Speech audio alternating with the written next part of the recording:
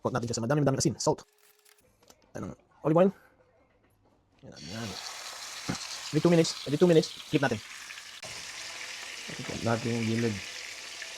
Lagyan rosemary. Habang mainit-init pa, lagyan natin ng mustard. Para sipsipin niya daw yung flavor ng mustard. Coat natin siya. Ayan. Ito natin yung wraps.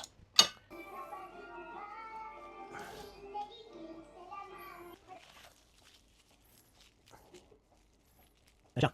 Lagyan muna natin sa left. Lagyan natin. Kailangan natin i-blender para mabilis. Onion.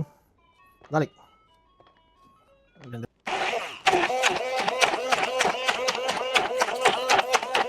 Iba naglalagay ng chestnuts.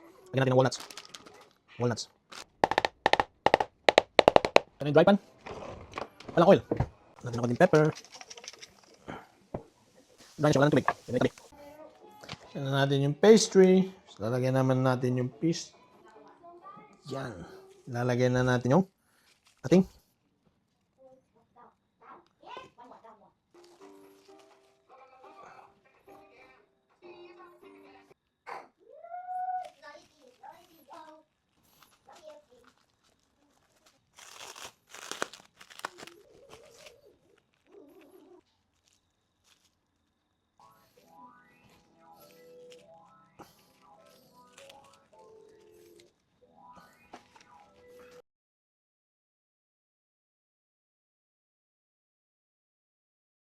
Johnny, mukhang makukuha natin yung Wellington. Luto na lang mamaya. Rest muna natin ng mga 20 minutes.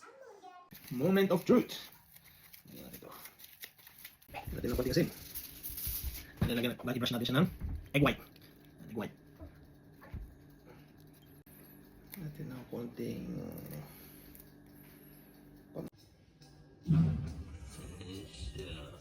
45 minutes pala. moment of truth. Juicy.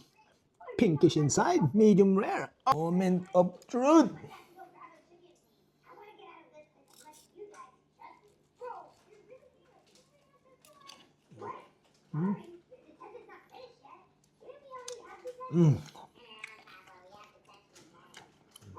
Ano?